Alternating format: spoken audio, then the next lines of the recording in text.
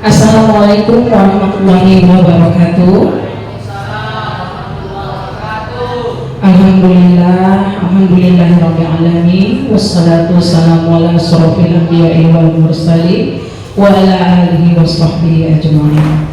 Puji syukur kita panjatkan kehadiran Allah Subhanahu wa taala, Tuhan yang Maha Kuasa, yang mana hari ini kita masih dapat berhadir dengan kondisi musibah yang menimpa kita akibat bencana banjir yang melanda Pulau Sumatera. Salawat beriring salam kami hadiahkan kepada Nabi besar Muhammad SAW, yang mana syafaat yang akan kita harapkan di yaumil akhir kelak. Baik Bapak Ibu, perkenalkan saya Juliani Hasibuan sebagai MC pada pagi hari ini di kegiatan talk show implementasi berbagi praktik baik pembelajaran mendalam tahun 2025 batch 2. Baik Bapak Ibu, pada kesempatan kali ini kita akan berbincang asik melalui talk show kita pada kegiatan in-service training yang kedua yang berlokasi di SMA Negeri 1 Butacani, di mana pada kesempatan kali ini sudah hadir beberapa narasumber yang nanti akan saya perkenalkan satu persatu. Dan Bapak Ibu nanti juga akan ada sesi tanya jawab yang bisa Bapak Ibu tanyakan perihal apa saja terkait implementasi berbagai praktik baik pelatihan pembelajaran mendalam yang sudah kita laksanakan alhamdulillah selama 3 bulan lamanya. Baik Bapak Ibu, sebelum mulai izinkan saya baca sebuah pantun. Bunga mawar harum baunya tumbuh mekar di tepi taman. Selamat datang di talk show kita. Semoga ilmunya bermanfaat untuk kita semua. Badan kekar umurnya tua, bawa pedang bukanlah petani. Apa kabar hadirin semua? Mari kita buka acara ini dengan Bismillahirrahmanirrahim. Baik Bapak Ibu, tanpa memperpanjang mukadimah, perkenalkan saya Juliani Hasibuan sebagai fasilitator dalam kegiatan pembelajaran mendalam ini. Nah, untuk mengetahui secara detail para narasumber yang ada di depan adalah 3 dara yang cantik-cantik ya. Yang pertama dari sudut sana yaitu Ibu Agustina dari SMK Negeri 2 Butacani. Dan yang di tengah ada Ibu Sri Husaini Kudadiri dari SMK Negeri 3 Butacani.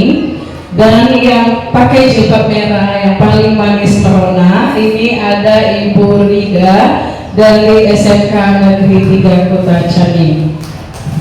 Yes, terima kasih Bapak Ibu. Terima kasih kami ucapkan kepada Bapak Ibu yang bersempat hadir pada kesempatan kali ini. Dan mari kita simak talk show singkat kita mengenai implementasi berbagai praktik baik tentang pembelajaran mendalam yang sudah diterapkan Bapak Ibu atau Ibu-Ibu, khususnya narasumber yang berada di depan selama 3 bulan. Baik, mari kita mulai saja kegiatan talk show kita. Nanti akan ada sesi tanya jawab. Bapak Ibu silakan siapkan dan simak baik-baik. Mungkin ada pertanyaan yang bisa kita berikan kepada teman-teman kita untuk menambah pengetahuan kita. Kita mulai saja. Kegiatan talk show ini akan dimulai dari siapa Bapak Ibu? Dari siapa yang pertama Bu? Oke, kita mulai. Silakan, kami persilakan waktu dan tempat. Baik, terima kasih kepada moderator yang telah mempersilahkan kami di sini. Sebelumnya, Assalamualaikum warahmatullahi wabarakatuh. Yang saya hormati fasilitator yang berhadir pada hari ini. Kemudian saya juga menghormati dan sangat bangga kepada Bapak Ibu rekan sejawat saya yang mengikuti pelatihan pembelajaran mendalam. Di sini saya sebagai narasumber. Sebelumnya saya di sini walaupun judulnya narasumber, karena kita di sini berbicara tentang talk show, jadi kita berbincang-bincang santai ya Bu ya. Nah, tidak selamanya apa yang kami dapat itu yang menjadi acuan. Terkadang ada kesalahan, ada kekurangan, jadi nanti bisa kita diskusikan bersama-sama. Baik, saya ingin menceritakan tentang lebih apa sih yang saya dapat setelah pelatihan kurang lebih 3 bulan. Nah, saya yang sebelumnya merupakan, jujur aja nih, saya adalah guru konvensional, walaupun saya termasuk generasi Z ya, kelahiran 1991. Jadi walaupun saya generasi Gen Z, saya termasuk guru konvensional. Kenapa? Terkadang saya masuk ke kelas, absen, kemudian salam, mengajar, kasih tugas, selesai, kayak gitu kurang lebih. Nah, terkadang saya hanya menggunakan ceramah aja ke siswa, tanpa saya melakukan, kalau sekarang udah belajar ya, ada kayak diagnostik awal, kemudian nanti kita harus tahu karakter siswa seperti apa, kemudian menggunakan media apa, modelnya seperti apa. Nah, itu saya tahu, tapi praktiknya saya belum. Nah, setelah saya melakukan pelatihan, mengikuti pelatihan ini, di awal kita mendapatkan materi tentang pola pikir bertumbuh. Jadi di sini saya merasa kayak, wah, ini benar-benar cambukan buat saya gitu. Jadi cambukan buat saya kenapa? Yang sebelumnya saya itu, siswa datang pun mau-maunya aja, ya udah saya ngajar ala kadarnya aja lah gitu. Jadi setelah belajar tentang pola pikir bertumbuh, di sini saya jadi sadar bahwa terkadang apa yang saya dapatkan di sekolah itu, misal si siswa ini, Bu, hari ini kita nggak usah belajar Bu ya, kita bercerita aja. Ternyata ada yang bisa kita lakukan di situ. Oke, nah, mari kita bercerita saja. Tapi yang kita ceritakan adalah materi kita hari ini. Kenapa? Saya semakin tertantang sama anak-anak yang biasanya, ayo bercerita, apa mau kalian ceritakan, ayo kita bercerita sesuai mau kalian. Nah, setelah saya belajar pola pikir bertumbuh, itu merupakan bentuk tantangan buat saya. Jadi saya bilang, oke, kita bercerita hari ini, tapi ceritanya ibu yang tentuin ya, kita fokusnya mau cerita apa. Jadi anak-anak tetap mau belajar dengan pola pikir bertumbuh, tantangan itu saya tangkap. Nah, kita menceritakan apa? Nah, kebetulan saya kan guru IPAS nih. Jadi saya ambil isu-isu yang sedang berkembang kayak gitu. Nah, kebetulan apalagi sekarang kita lagi terkena musibah ya, banjir. Nah, yang banjir itu gelondongan kayu yang seperti ini. Sangat sangat bersambungan dengan materi saya, yaitu kemarin itu kami ngebahas tentang sampah, tentang pencemaran, nyambung seperti itu.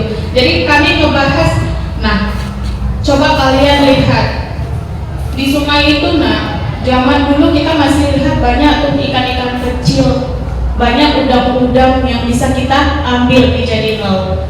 Nah sekarang apa yang kita dapatkan? Airnya keruh, jangankan untuk ikan-ikan kecil, kadang serangga-serangga yang biasanya di air pun udah gak ada. Apa penyebabnya? Jadi dari situ ngobrol sama anak-anak. Jadi tantangan itu saya ambil ketika mereka mau berbicara, mau ngomong-ngomong aja nggak mau belajar, oke, saya nggak menyerahkan lagi kepada mereka. Setelah belajar PM, oh ini berarti tantangan buat saya nih, gimana pokoknya ada tujuan yang tercapai dari obrolan.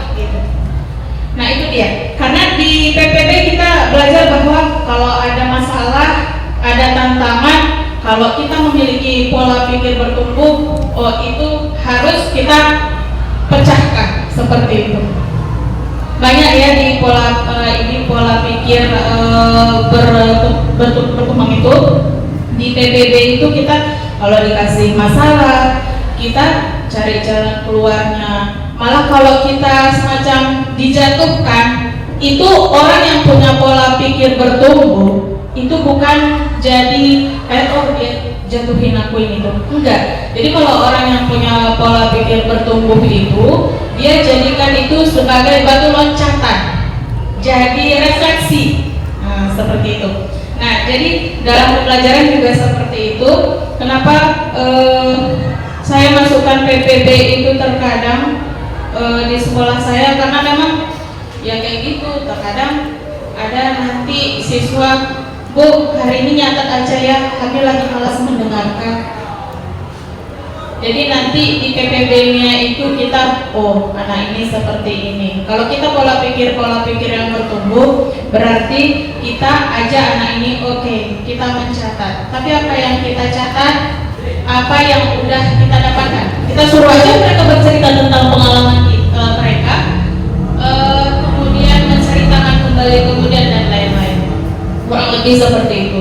Kemudian ketika saya mengajar, saya sudah mencoba melakukan pendekatan pembelajaran mendalam, di mana pendekatan pembelajaran mendalam ini merupakan pembelajaran yang sangat tujuannya itu lebih kayak menghargai si siswanya, ya. Di situ kita diminta untuk memuliakan peserta didik kita, karena sebelumnya jujur aja saya pribadi nih, oh kamu siswa, kamu belajar sama saya, kamu datang belajar, kalau kamu datang ya sudah. Nah, di PM ini saya dapat pembelajaran bahwa saya harus memuliakan siswa, menghargai siswa. Jadi ketika siswa misal datang mau belajar, ayo, nah ketika ada siswa misal nggak datang, kita tanyakan lagi, kita cari tahu lagi, kayak gitu. Jadi saya ketika mengajar itu sekarang itu lebih yang kayak lebih caring ke siswa gitu. Saya lebih caring kayak gitu, dimana ternyata kalau kita kasih perhatian lebih ke beberapa siswa, kebetulan kami di SMK Negeri 3 itu ada beberapa siswa itu memang dia butuh diperhatikan sebenarnya, butuh dirangkul kayak gitu. Jadi setelah mempelajari, setelah mengikuti pelatihan PM ini, karena dia pendekatan yang bersifat memuliakan, kemudian menghargai keberadaan peserta didik itu, jadi itu yang saya lakukan. Nah, ketika dalam pembelajaran yang seperti biasa kita melakukan diagnostik awal, karakteristik si siswa seperti apa, kita kenali seperti apa. Nah, setelah kita tahu diagnostik awalnya, otomatis kita bakal tahu nih, oh aku ngajar harus seperti ini, aku ngajar harus seperti ini. Nah, kebetulan di sekolah saya itu untuk diagnostik awalnya itu siswa di situ kebanyakan motivasi belajarnya masih kurang. Di samping motivasi belajar yang kurang, pengetahuan dasar juga masih kurang. Jadi saya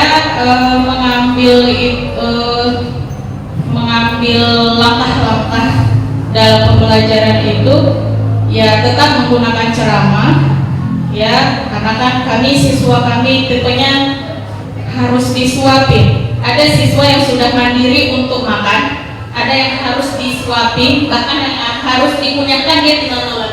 Jadi sebagian siswa, secara umum siswa kami itu, kalau saya yang kebetulan masuk di kelas 10 sama kelas 12 itu, siswanya harus sudah dikunyahkan, dia tinggal telan. Jadi saya melakukan ceramah. Namun setelah belajar PM ini, walaupun saya sudah menjelaskan secara ceramah, saya lebih kayak membuat proyek aja. Kenapa? Ternyata siswa saya lebih serak, lebih bahagia kalau bergerak-gerak. Ya, kalau bergerak-gerak. Kemudian lebih bahagia kalau kerja kelompok, ada yang mau dilakukan, ada hasilnya dan dihargai. Itu dia. Anak itu harus dihargai. Paling tidak kamu kelompok yang paling seru, kelompok satu kelompok paling seru. Silakan tepuk tangan. Nanti hadiahnya menyusul minggu depan. Ternyata anak-anak di sekolah saya suka hal seperti itu. Jadi ketika mereka mengikuti proses pembelajaran seperti itu, saya lihat lebih tertantang.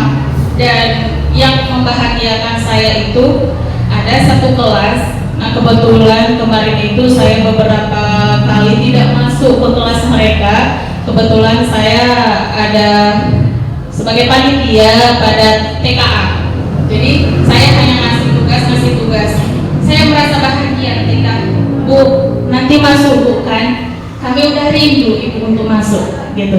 Berarti secara nggak langsung walaupun proses pembelajaran yang menggunakan pendekatan pembelajaran mendalam ini saya rasa sudah masuk ke mereka ya. Mereka sudah menunggu kedatangan saya walaupun saya melakukan proses pembelajaran menggunakan pembelajaran mendalam hanya kalau dibilang jauh dari sempurna. Gitu aja sih. Baik, terima kasih. Wah, pengalaman yang sangat menarik ya, bagaimana Ibu Sri Husaini Kudabiri sudah berupaya menerapkan pembelajaran mendalam, terutama dimulai dari mengubah pola pikir tetap menjadi pola pikir bertumbuh. Jadi Bu Sri juga saya tangkap dari talkshow tadi bahwasanya Bu Sri memanfaatkan atau mengambil peluang dari keengganan anak saat belajar. Jadi Bu Sri mengubah metode belajarnya dengan cara diskusi ya Bu ya, kemudian tapi tetap memperhatikan tujuan pembelajaran. Baik sekali, terima kasih kepada Ibu Sri. Baik, untuk sesi kedua akan dilanjutkan oleh Ibu Agustina terkait dengan implementasi beliau pada pembelajaran mendalam. Bapak Ibu tadi yang sudah disimak, silakan siapkan pertanyaan Bapak Ibu untuk Ibu Sri. Terima kasih, waktu dan tempat kami persilakan kepada Bu Agustina. Baiklah, terima kasih atas kesempatan yang diberikan kepada saya. Bismillahirrahmanirrahim. Assalamualaikum warahmatullahi wabarakatuh. Saya akan menceritakan pengalaman saya melakukan praktik baik di kelas, yang pada saat itu saya melakukan praktik mengajar. Saya menerapkan di sini ada 4 komponen utama pembelajaran mendalam. Jadi saya lebih fokus ke situ setelah sebelumnya saya menggunakan model pembelajaran problem based learning. Yang pada sebelumnya, sebelum saya mengikuti pembelajaran mendalam, saya jarang menggunakan model pembelajaran problem based learning. Seperti yang diceritakan Ibu Suri, mungkin saya hanya masuk mengajar, nanti mengabsen siswa, kemudian mengambil buku paket. Yang pertama saya utamakan literasi terlebih dahulu kepada siswa-siswa saya. Kebetulan saya mengajar di kelas otomotif, jadi saya hanya punya siswa laki-laki. Jadi saya menerapkan yang pertama literasi. Kenapa harus literasi? Karena saya merasa ketika anak-anak membaca, kemungkinan dia akan mendapatkan ilmu pengetahuan terlebih dahulu dari apa yang dia baca. Kemudian di situ saya lanjutkan setelah literasi, nanti barulah saya melaksanakan nanti metode ceramah. Ketika saya perhatikan, ketika saya melakukan metode ceramah, saya melihat banyak siswa yang tidur. Mungkin disitulah saya teringat nanti saya harus mengubah metode pembelajaran saya di kelas. Jadi setelah saya mengikuti pembelajaran mendalam ini, saya mulai mengubah cara saya mengajar, metode yang saya gunakan saat mengajar agar kelas saya terlihat lebih aktif. Jadi yang pertama saya lakukan di sini yaitu saya menerapkan model pembelajaran problem based learning. Saya lihat tahapannya apa saja. Yang di situ nanti ada mengkoordinasikan siswa untuk bekerja sama di situ, membentuk kelompok untuk berdiskusi, untuk menyelesaikan tugas yang saya berikan. Jadi di sini saya hanya menerapkan 4 komponen utama yang saya ambil dari pembelajaran mendalam, karena saya rasa ini sangat penting dan akan mendukung pengalaman belajar secara holistik. Yang pertama saya gunakan di situ ada praktek pedagogis, yaitu menggunakan metode pengajaran yang mendorong pemikiran tingkat tinggi. Jadi di sini saya menggunakan metode ada yang kemarin saya dapatkan, ada observasi. Nah, jadi anak-anak nanti saya suruh menelaah dulu. Ketika saya kemarin praktik mengajar, saya kasih judul di elemennya K3LH, kesehatan, keselamatan kerja, dan lingkungan hidup. Di situ nanti ada yang saya berikan ke anak-anak bagaimana siswa dapat membaca dari gambar, melihat apa yang akan terjadi, bahaya yang disebabkan pada gambar tersebut, terus alat pelindung apa yang harus digunakan saat dia berada pada kondisi tersebut. Jadi di sini saya mengajak siswa untuk berpikir, memahami apa sebenarnya yang sedang terjadi pada gambar tersebut. Kemudian di sini dalam metode ini nanti di sini siswa didorong untuk melakukan pemikiran tingkat tinggi, kemudian ada kreativitas. Karena di situ nanti ada diskusi, maka siswa akan berkolaborasi. Jadi bukan sekedar transfer pengetahuan faktual. Jadi dia bisa tanya jawab sama kawannya. Jadi bisa dia membaca dari buku, melihat gambar, mendiagnosis apa sih sebenarnya yang terjadi di gambar tersebut. Kemudian apa alat pelindung yang harus digunakan. Yang kedua di sini komponennya adalah lingkungan pembelajaran. Jadi di sini saya harus menciptakan suasana belajar yang aman, sportif, dan memungkinkan siswa untuk bereksplorasi serta mengambil resiko intelektual. Jadi di sini nanti dia bisa, saya mengajak siswa, memandu siswa untuk berani mengeluarkan pendapat. Tidak masalah pendapatnya itu tidak bisa diterima dengan kawannya.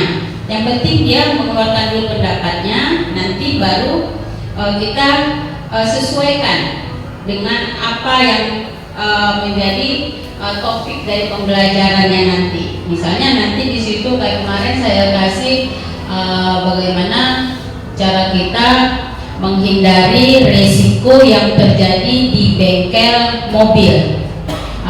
Melihat di situ ada listrik, kemudian ada orang yang sedang mengelas. Tiba-tiba ada kawannya nanti yang ada air di depannya, tidak melihat, tersepak airnya. Kira-kira risiko apa yang akan timbul akibat air tersebut. Jadi saya mengajak siswa untuk mengemukakan pendapatnya menurut bahasanya sendiri. Jadi saya menciptakan lingkungan pembelajaran yang sportif. Jadi siswa ketika saya katakan ayo keluarkan pendapat, menurutku itu apa? Jadi ada siswa yang nanti bilang, oh nanti kan kalau ada orang ngelas itu ada air, listriknya kan di bawah, kabel listriknya di bawah, kita nggak tahu kalau ada kabelnya yang terbuka. Jadi apa yang harus kita lakukan? Saya bilang berarti kita kan harus menggunakan sepatu karet, Bu, supaya kita saat terjadi misalnya nanti konslet tidak tersengat arus listrik. Ya, jadi saya mengajak siswa untuk mengemukakan pendapatnya apapun itu. Saya mengatakan ke siswa nggak usah takut jawabannya salah, karena kita memulai dari kesalahan baru nanti kita perbaiki. Kemudian jadi saya ajak siswa itu untuk berpikir lagi. Terus apalagi alat pelindung diri yang harus digunakan, misalnya untuk mengelas. Karena di situ nanti kita menggunakan listrik, selain sepatu karet kita harus menggunakan sarung tangan, Bu, katanya. Jadi siswa itu tahu. Kemudian ada siswa yang memperhatikan di bagian steker listrik. Itu, Bu, listriknya terbuka, itu juga bisa menyebabkan kontak. Nah, jadi siswa menjadi cepat paham dengan lingkungan pembelajaran yang aman, sportif, kemudian memungkinkan siswa untuk bereksplorasi. Jadi siswa lebih berani untuk mengungkapkan pendapatnya. Selanjutnya ada pemanfaatan teknologi digital. Mungkin di sini saya masih membatasi siswa saya untuk menggunakan gawai atau handphone. Tapi di luar pembelajaran saya untuk merefleksi nanti anak-anak bagaimana sejauh mana dia mampu menyerap pembelajaran dari saya memberikan tugas yang harus dicari menggunakan HP. Maka saya arahkan anak-anak untuk melakukan pemanfaatan teknologi digital itu menggunakan HP. Jadi nanti anak-anak ibu kasih bahan untuk kalian kerjakan di rumah PR. Ibu bilang, jadi coba kalian cari kira-kira bahaya apa lagi yang kemungkinan akan terjadi di bengkel tempat-tempat kalian. Misalnya kalian nanti pernah pergi ke bengkel sepeda motor, kira-kira bahaya apa saja yang akan terjadi di situ. Kemudian kalian cari apa alat pelindung diri yang bisa digunakan saat berada di bengkel tersebut agar kalian terhindar dari risiko bahaya tersebut. Yang terakhir komponen yang saya terapkan di situ ada kemitraan, yaitu kolaborasi erat dengan dunia usaha. Jadi saya mulai dari sekarang memang jadi sejak saya ngajar di kelas 1 saya sudah mengarahkan siswa untuk mencari bahan selanjutnya yang berhubungan dengan dunia nyata, tidak kalian dapatkan dari HP. Kadang-kadang dari HP mungkin itu tidak ada di tempat kita. Maka saya arahkan siswa-siswi saya, nanti kalian boleh pergi ke bengkel yang sudah saya tunjukkan. Dan siswa itu sudah tahu, nanti tanya ke situ, coba lakukan wawancara. Jadi di sini saya juga menggunakan metode wawancara pergi ke bengkel. Jadi siswa langsung bertemu dengan mekaniknya seperti itu. Jadi dengan menerapkan 4 komponen utama ini, saya sudah melihat pola berpikir bertumbuh dari anak-anak. Jadi yang pertama saya dapatkan ketika pembelajaran berikutnya, anak-anak lebih semangat. Bu, saya sudah dapat, katanya gitu kan. Saya sudah bisa Bu. Oh, ini kemarin saya ngelas. Memang betul Ibu bilang kalau nggak pakai kacamata mata kita sakit. Jadi apa yang harus digunakan? Jadi mereka sudah paham terus alat pelindung apa yang harus mereka gunakan. Jadi saya rasa dengan menerapkan 4 komponen utama pada pembelajaran mendalam, maka siswa menjadi lebih cepat paham. Jadi nanti saat dia memahami, dia cepat mengerti. Jadi ketika dihadapkan dengan dunia nyata, dia langsung tahu, oh ini Bu. Jadi di situ mendorong siswa untuk berani mengungkapkan pendapatnya sendiri dan menambah wawasan juga bagi siswa. Saya lihat setelah melakukan itu, jadi sekarang kelas saya ketika saya masuk jadi lebih aktif karena saya kemarin kegiatan Bu, kami kapan masuk. Itulah sama seperti Bu Sri. Jadi mereka tanya, Bu kapan masuk, kapan kita ke bengkel. Jadi seperti itu. Itulah pengalaman praktik pembelajaran mendalam yang sudah saya terapkan di kelas saya. Saya rasa itu saja dari saya. Lebih dan kurang saya mohon maaf. Saya juga dalam proses belajar. Saya akhiri. Wassalamualaikum warahmatullahi wabarakatuh. Saya kembalikan ke Ibu Modena. Sangat terkesima kita ya Bapak Ibu yang terkait dengan pembelajaran mendalam yang sudah diterapkan oleh Ibu Agustina di kelasnya. Dari beberapa paparan yang disampaikan oleh Bu Agustina memperhatikan 4 komponen yang biasanya diimplementasikan dalam pembelajaran mendalam, khususnya di perencanaannya ya Bu ya.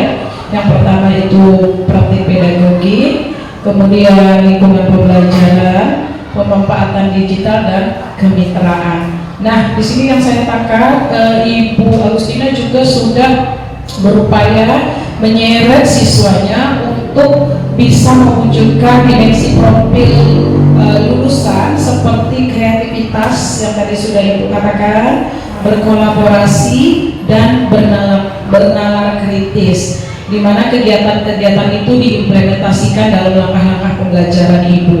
Kemudian untuk prinsipnya juga sudah terlihat seperti ada kesadaran bahwa ada beberapa bahaya yang mungkin muncul ketika anak-anak menghadapi situasi nyata di bengkel.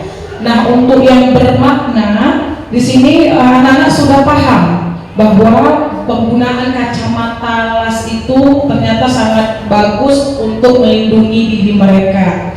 Nah, selanjutnya untuk di prinsip menggembirakan, Bu Agustina sudah bisa mengajak atau memberikan tantangan kepada anak-anak dari kasus-kasus bervariasi yang mungkin ditemui anak-anak di dunia nyata atau dunia kerja. Sangat bagus ya Bu ya, ternyata implementasi pembelajaran ini sudah melekat di kegiatan pembelajaran Ibu. Baik, untuk langkah selanjutnya kita akan bertolak kepada narasumber yang lain, yaitu Ibu Rida. Kepada Ibu Sabrida Hanim kami persilakan dengan segala hormat.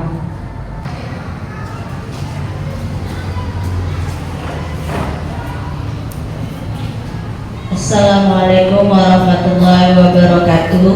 Waalaikumsalam warahmatullahi wabarakatuh. Terima kasih kepada Ibu Moderator atas kesempatan yang diberikan kepada saya. Di sini saya akan menceritakan pengalaman saya sebelum mengikuti pelatihan pembelajaran mendalam.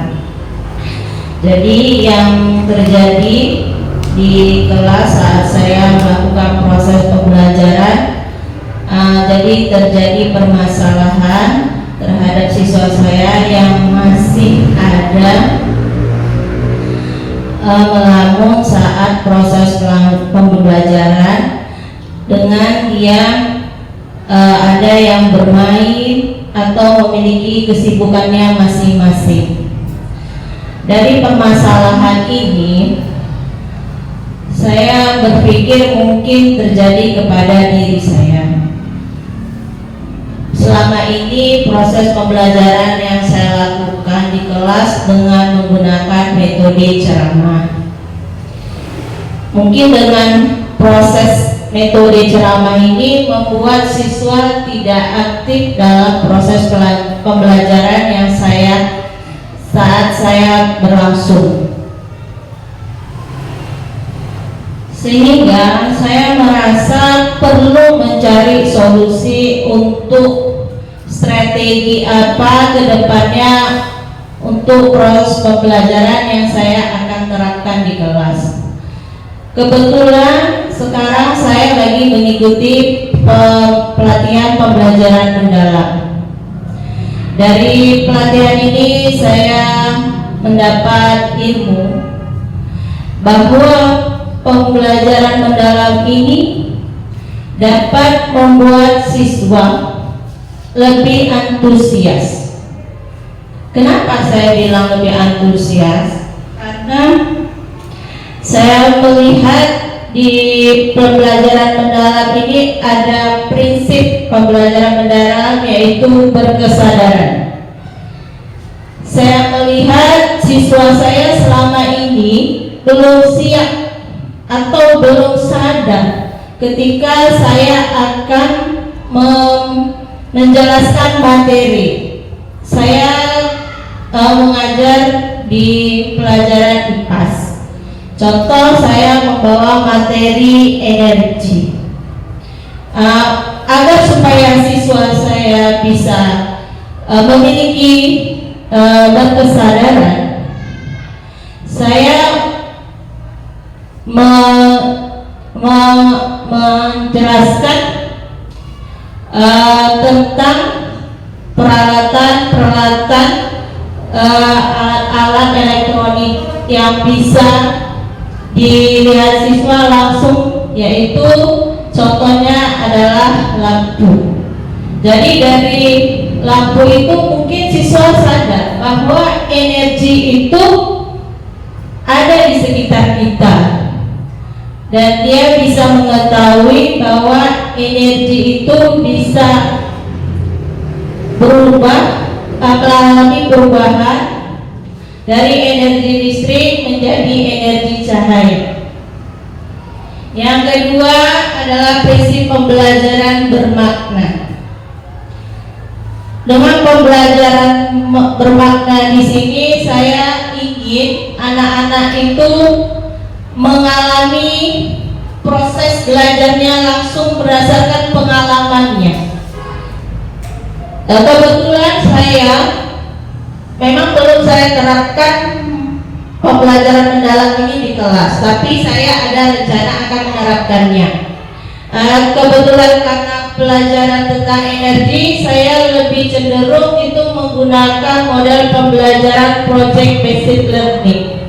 Saya berencana untuk membuat sebuah project untuk mendapatkan pengalaman anak-anak bermakna. Saya berpikir untuk membuat project kincir angin, karena saya merasa kalau alat-alat dan bahannya sangat mudah didapat, sehingga anak-anak bisa membuatnya. Yang ketiga adalah menggembirakan. Ketika peserta didik atau siswa melakukan project, dia lebih antusias. Kenapa saya bilang antusias? Karena dia lihat langsung ada bahannya atau alatnya, sehingga dapat membuat siswa itu lebih kreatif. Bagaimana cara membentuk atau membuat alat kincir angin tersebut. Hanya ini saja yang dapat saya sampaikan. Mungkin banyak yang salah dari pengucapan saya mohon maaf. Terima kasih. Terima kasih Bu Safrida telah menyelesaikan sesi talk show dari narasumber yang terakhir, bahwa Bu Safrida berupaya menerapkan prinsip-prinsip dalam pembelajaran dalam, yaitu berkesadaran, bermakna, dan menggembirakan, di mana nanti Bu Safrida mengharapkan pada model pembelajaran project based learning-nya bisa mewujudkan dimensi profil lulusan, yaitu kreatif. Baik Bapak Ibu, di akhir sesi ini kita akan melakukan sesi tanya jawab yang akan kita lontarkan kepada para narasumber kita. Mungkin ada informasi yang ingin Bapak Ibu gali lebih lanjut terkait pembelajaran mendalam, dan mungkin teman-teman narasumber di depan bisa memberikan sedikit insight bagi kita yang mungkin berguna untuk pembelajaran kita di kelas nantinya. Baik Bapak Ibu, kita persilakan sesi tanya jawab kepada para peserta undangan. Kami harapkan kesediaannya. Siapa kira-kira? Oke, baik, dari Pak Mutakinlah. Siapa dulu? Bu apa? Oke, silakan. Assalamualaikum warahmatullahi wabarakatuh. Baiklah, ini saya ada sedikit pertanyaan untuk narasumber. Sebenarnya secara umum, apa yang dimaksud dengan pembelajaran mendalam ini, atau yang lebih dikenal dengan istilah deep learning? Sebenarnya apa? Kemudian letak perbedaan pembelajaran mendalam itu sendiri dengan pembelajaran konvensional yang selama ini kita laksanakan itu di mana? Perbedaannya di mana? Kenapa sih pergantian menteri ini kemudian ada pembelajaran mendalam? Jadi letak perbedaannya itu berada di mana? Ya, kurang lebih seperti itu. Terima kasih. Terima kasih Bu Susana. Kita lontarkan pertanyaan berikutnya biar sekalian ya Bapak Ibu ya, kepada Pak Mutakinlah, kami persilakan. Terima kasih atas kesempatan diberikan. Ya, saya merasa bersyukur pada pagi ini kita bersama berkumpul di sini untuk Al Khusus dan merupakan sebuah pencapaian yang luar biasa. Tepuk tangan untuk kita semuanya. Baik, saya satu pertanyaan kepada Ibu Agustina ya, terkait dengan praktek. Jikalau pada saat praktik misalnya di bengkel mobil ada siswa yang mungkin pada saat itu materi itu dia tidak paham, apa yang Ibu lakukan terhadap siswa tersebut? Mungkin Ibu bisa sharing kepada kami di sini. Terima kasih.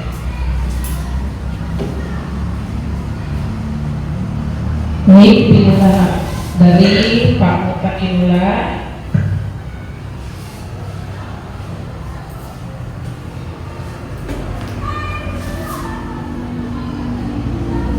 Baik, ada lagi Bapak Ibu?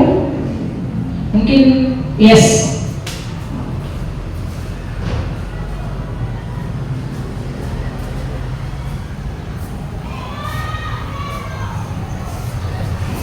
Terima kasih atas kesempatannya. Di sini saya ingin bertanya kepada Bu Sri juga. Tidak jauh perbedaannya dengan pertanyaan Pak Mutakin. Ketika melaksanakan asesmen, katakanlah secara konsep siswa kita mendapatkan nilai tinggi, tetapi ketika praktek dia sama sekali tidak bisa mengaplikasikannya ketika melakukan kerja di lapangan, karena kita di SMK ya, ini berkaitan dengan kejuruan kita. Apa sebaiknya yang kita lakukan sebagai guru materi guru mata pelajaran tersebut? Kemudian pertanyaan yang kedua ini saya ingin bertanya kepada Bu Sri aja.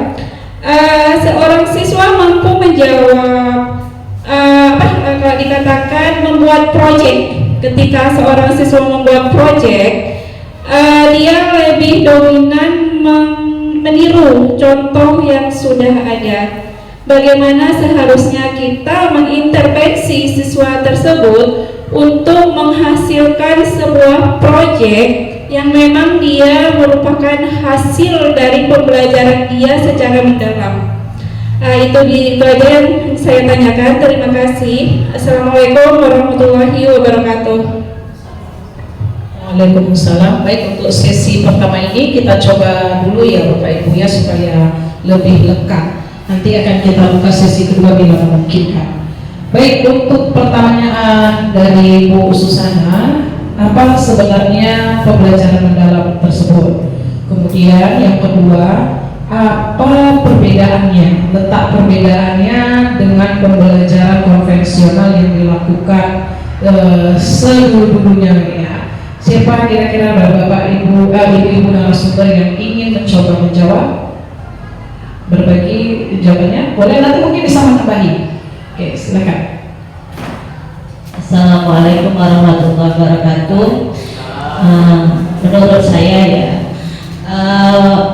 pembelajaran mendalam itu adalah pembelajaran yang mencakup tentang suasana belajar yang peserta didiknya harus memiliki berkesadaran, bermakna, menggembirakan, serta harus ada olah hati, olah rasa di dalamnya, dan olahraga. Terima kasih. Bagus sekali ya Bu ya. Ada tambahan mungkin dari ibu-ibu lain terkait pembelajaran mendalamnya? Baik, saya tambahkan jawaban dari Bu Sabrida. Nah, secara umum pembelajaran mendalam, jadi namanya juga mendalam, berarti udah masuk sampai ke hati-hatinya, kan kayak gitu. Jadi pembelajaran mendalam ini merupakan suatu pendekatan di mana kita lebih kayak yang menyentuh hati siswa. Ya, kita memuliakannya dan kita hargai keberadaannya gitu. Jadi ketika kita sudah memuliakan si anak itu, kita hargai keberadaannya. Jadi dia kan kalau anak-anak merasa dihargai, merasa dianggap ada. Jadi mereka itu kayaknya lebih tertarik nih belajar sama kita gitu. Kemudian pertanyaan yang kedua tadi perbedaan pembelajarannya. Jadi perbedaan pembelajaran yang sebelumnya secara umum kita masih tetap di kurikulum Merdeka ya, paling pendekatannya aja, sekarang ditambah pendekatan mendalam. Jadi kalau sebelumnya sepengetahuan saya pembelajaran dengan menggunakan kurikulum Merdeka itu berpusat pada peserta didik. Nah, hanya berpusat pada peserta didik, tapi dia belum menyentuh ke inti-intinya. Terkadang kita ngajar itu udah nih kurikulum Merdeka, buat proyek, selesai proyek, udah gitu. Jadi kalau di pembelajaran mendalam itu kita punya yang namanya pengalaman pembelajaran. Nah, pengalamannya itu kan ada dia di memahami, mengaplikasi, sama merefleksi gitu. Terkadang pada sebelumnya hanya kurikulum Merdeka kita hanya pada yang memahami, kadang nggak sampai mengaplikasi gitu. Jadi memahami, si siswa memahami materi, melakukan ujian selesai kayak gitu. Terkadang jarang sampai ke mengaplikasi sama merefleksi. Dan jadi letak perbedaannya itu ketika melakukan pendekatan ini, pendekatan pembelajaran mendalam. Kalau saya perhatikan, karena si siswa sudah kita perlakukan dengan baik, kita muliakan, kita ketahui keberadaannya ini ada, anak sudah kita sadarkan untuk ayo belajar gitu, menggunakan prinsip pembelajaran. Jadi saya rasa pembelajaran itu menjadi lebih bermakna untuk anak. Itu aja sih kalau tambahan dari saya.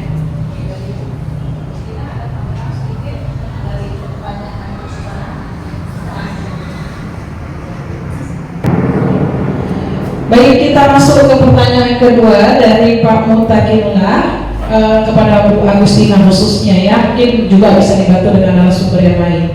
Bila seorang peserta didik, bila peserta didik di kelas ibu melakukan praktek di bengkel mobil, nah namun masih ada siswa yang belum paham, kira-kira sebagai guru yang menerapkan pembelajaran mendalam, apa yang ibu lakukan? Baik, saya akan coba menjawab dari pertanyaan Pak Mutakin. Ini bercerita tentang pengalaman saya aja ya di lab ya. Kemarin saya ada mau praktek pengelasan karena siswa sibuk, Bu ayo kita ngelas. Yang pertama saya tangkap apakah siswa ini memang kepingin tahu untuk mengelas, atau yang kedua mungkin mau ngetes saya nih, Ibu ini bisa nggak ngelas atau tidak.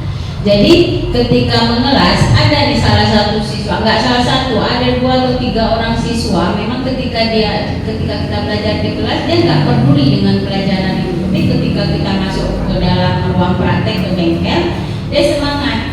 Jadi hasilnya dia nggak ngerti karena tahapan-tahapan untuk mengelas itu sudah kita sampaikan di materi. Jadi begitu masuk ke bengkel dia nggak tahu. Maka saya mengajak, jadi ada diantarakan kita diskusi di situ. Jadi dalam satu kelompok itu saya sudah menentukan terus ada satu siswa memang yang sudah paham, sudah bisa, sudah pernah melakukan. Kemudian ada lagi siswa mungkin yang cuma pernah lihat, ada lagi siswa yang lain bisa tapi tidak berani, dan satu siswa ini lagi yang memang tidak tahu sama sekali.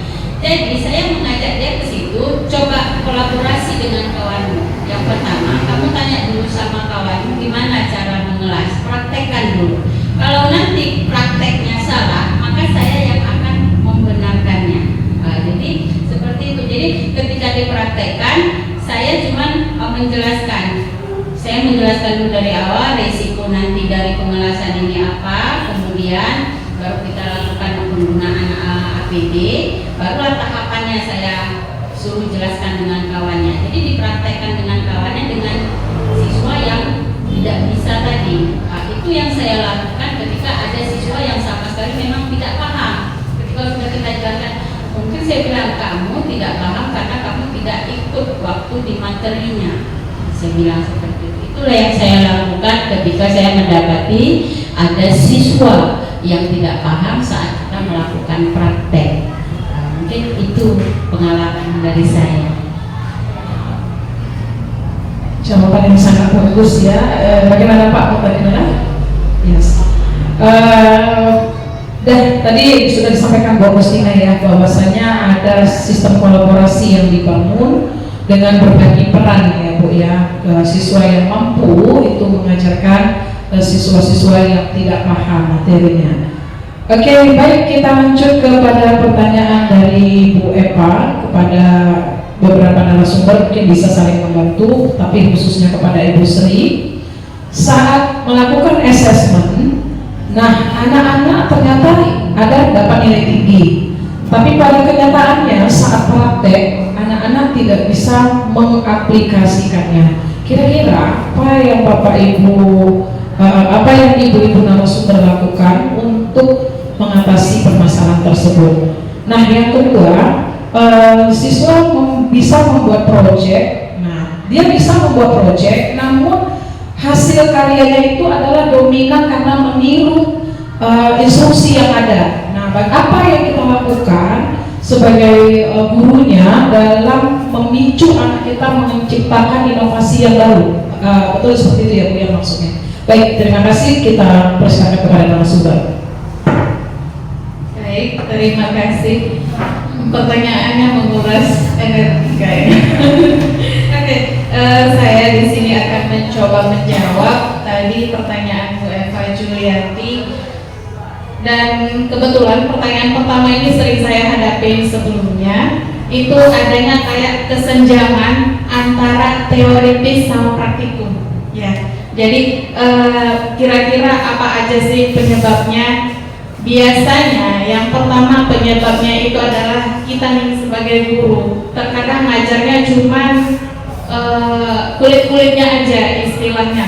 Kalaupun bahasa Indonesia surface learning, contohnya nih di jalan gitu ya.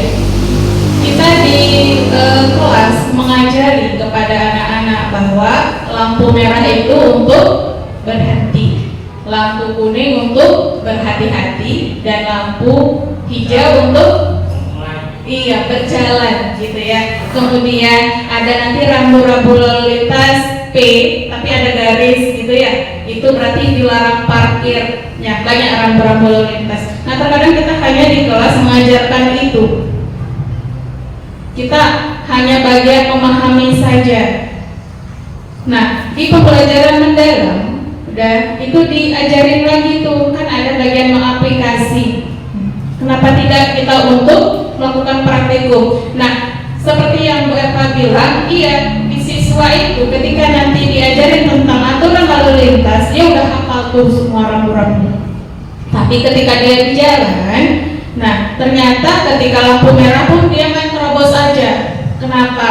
Dia tidak memaknai, kemudian dia tidak mengaplikasikan pemahamannya. Jadi terkadang kita itu hanya mengajar surface learning. Kenapa kita melakukan pendekatan mendalam? Berarti kita akan membutuhkan yang namanya metode baru.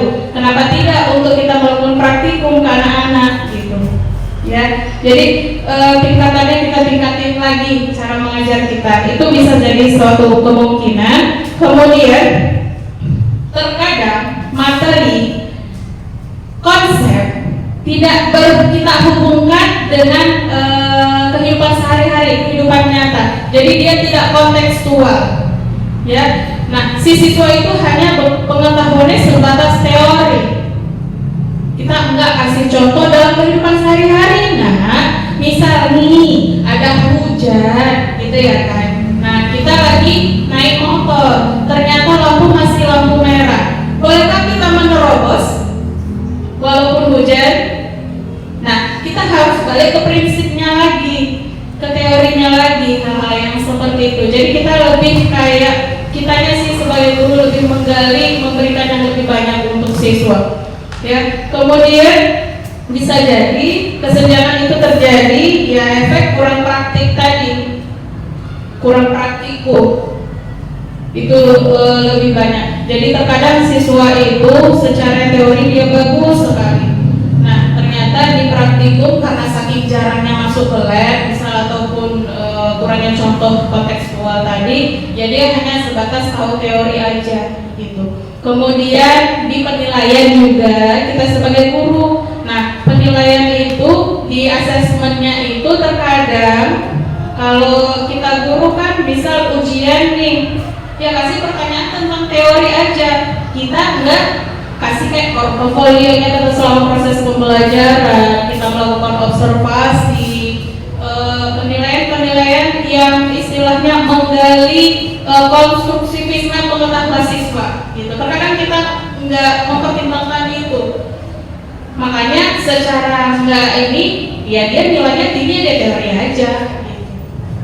Jadi langkah-langkahnya kalau menurut saya itu ya seperti tadi, menggunakan metode-metode pembelajaran yang dikira mumpuni untuk mengatasi masalah tersebut. Jadi kalau misal siswa di teori bagus, di praktikumnya rendah, berarti kita harus refleksi. Oh, berarti nanti untuk pembelajaran selanjutnya harus melakukan praktikum seperti itu. Nah, praktikum itu juga banyak macamnya. Terkadang karena keterbatasan di sekolah yang terkadang nggak ada bahan, nggak ada alat dan sebagainya macam, kita punya bisa dengan keterbatasan yang bisa boleh demonstrasi, dan yang paling gampang itu adalah menampilkan video sambil kita jelasin ke anak-anak gitu. Kemudian kita juga melibatkan siswa itu untuk proses pembelajaran itu dia terlibat aktif. Jadi dia punya pengalaman pembelajarannya itu. Oh ternyata kemarin itu waktu kami simulasi ataupun waktu belajar ini, ternyata walaupun hujan ini kalau lampu merah itu ya tetap berhenti kayak gitu. Nah sebelum hujan itu makanya harus sedia mantel. Jadi ketika lampu merah tetap nggak kuyup kan kayak gitu. Jadi dia ada pembelajaran bermakna lah yang kita kasih sama siswa. Dan kita sebagai guru juga untuk melihat hasil dari evaluasi si siswa itu mana lebih tinggi teori sama ini. Jadi kita lihat juga penilaian prosesnya, asesmen ketika misal siswa melakukan praktikum, lembar observasinya, rubrik-rubriknya itu memang harus kita sediakan. Jadi secara nyata kita lihat nih, ternyata ada nilai teorinya, ada nilai praktikumnya sejalan atau tidak, dan bakal jadi refleksi buat kita. Kemudian pertanyaan yang kedua, katanya siswa mampu membuat proyek lebih dominan meniru contoh yang udah ada gitu, termasuklah saya. Ya, jadi kalau saya nih sudah belajar yang sudah pelatihan PM ya. Jadi kita hubungkan lagi tujuan kita melakukan pendekatan pembelajaran mendalam ini kan untuk mencapai katanya 8 dimensi profil lulusan. Nah, di situ salah satu yang ditekankan itu adalah ada penalaran kritis. Jadi kita ketika proses pembelajaran kita mengajak siswa ataupun kita harus memantik si siswa untuk lebih analitis, kemudian lebih kritis dalam memecahkan masalah. Jadi misal kita guru juga sebelum masuk, ternyata kita juga harus berpikir masalah apa yang paling susah untuk dipecahkan anak-anak gitu. Jadi sebenarnya anak-anak itu ternyata kalau kita ajak untuk berpikir kritis, kita pancing-pancing, ternyata mau keluar. Walaupun dia dengan keterbatasan motivasi belajar malas, ini itu kayak gitu. Ternyata kalau kita menggunakan prinsip pembelajaran, yang pertama kita harus tentuin dia harus sudah sadar dia di kelas dan harus belajar gitu. Dan kita harus buat itu. Kemudian kita mengajak anak-anaknya, oh kita nanti bakal belajar sesuatu yang bermakna.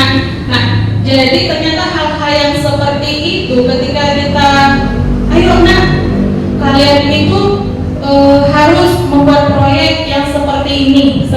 Jadi si guru itu hanya kayak pemancing aja.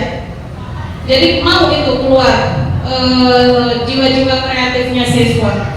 Jadi saya rasa untuk hal-hal yang seperti itu, kenapa sih siswanya itu terkadang suka meniru, karena kita juga terkadang membudidayakan, nak buka internet banyak di situ referensi tiru aja.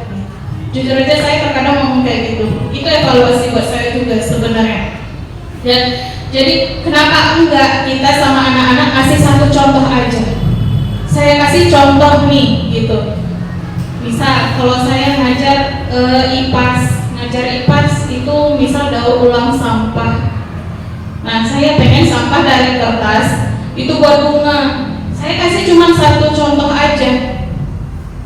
Dan ibu nggak mau tahu, kalian harus punya kreativitas, punya inovasi. Contoh hanya satu ini, dilarang melihat yang lain-lain. Coba ciptakan nih, kalian membuat apa dari sampah kertas ini menjadi sesuatu yang lebih bernilai.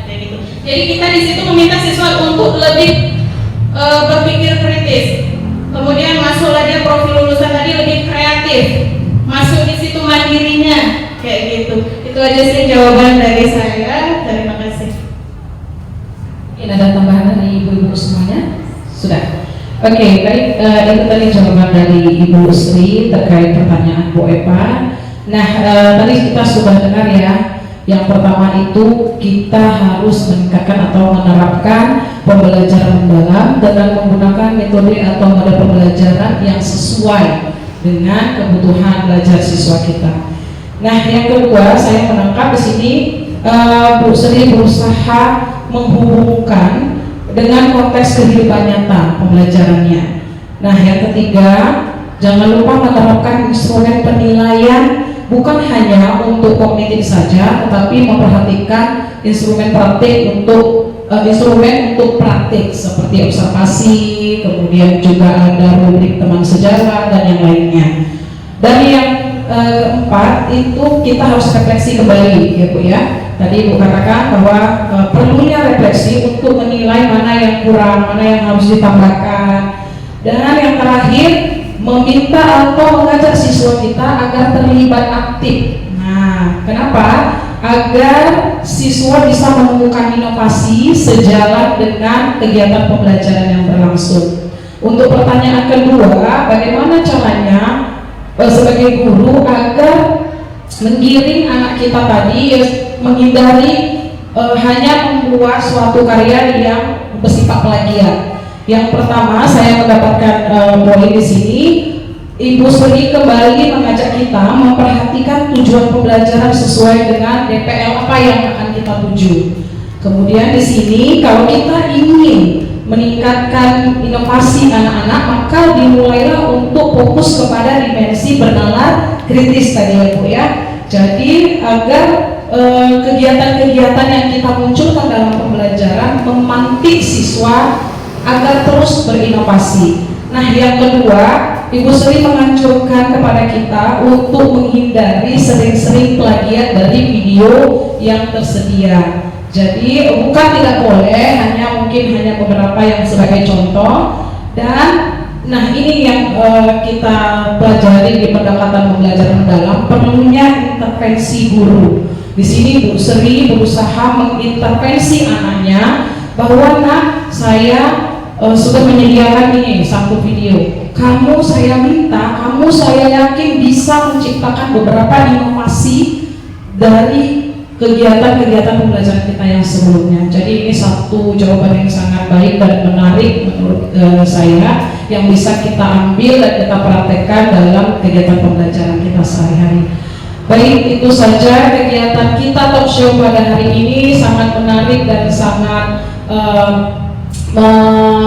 menyejukkan ya, menyejukkan artinya menyejukkan jiwa kita yang gersang karena kekurangan pengetahuan selama ini mungkin, terutama saya sebagai guru. Nah, ibu-ibu, bapak-bapak sekalian, terima kasih sudah bergabung dalam kegiatan talk show pada pagi hari ini. Semoga kegiatan kita bermanfaat dan kesimpulan-kesimpulan tadi yang sudah saya paparkan satu persatu bisa diambil hikmahnya dan diterapkan atau diimplementasikan dalam pembelajaran kita di kelas masing-masing. Saya akhiri, terima kasih sebelumnya untuk ibu-ibu narasumber, tepuk tangan semuanya yang menarik dan cakep-cakep. Ternyata pembelajaran 3 bulan sudah terserap semuanya, tinggal implementasinya terus-menerus. Kuncinya satu lagi ya ibu-ibu semua Pak, apa itu? Konsisten. Tak ada nilainya kalau tidak konsisten. Hari ini semangat kita penuh bawa karung di pundak, besoknya malas kita kurangi satu-satu karena terlalu berat menurut kita ya. Jadi itu saja yang bisa kita bagi pada sesi talk show kali ini. Lebih dan kurang kami mohon maaf. saya akhiri, billahi taufiq wal hidayah. Wassalamualaikum warahmatullahi wabarakatuh.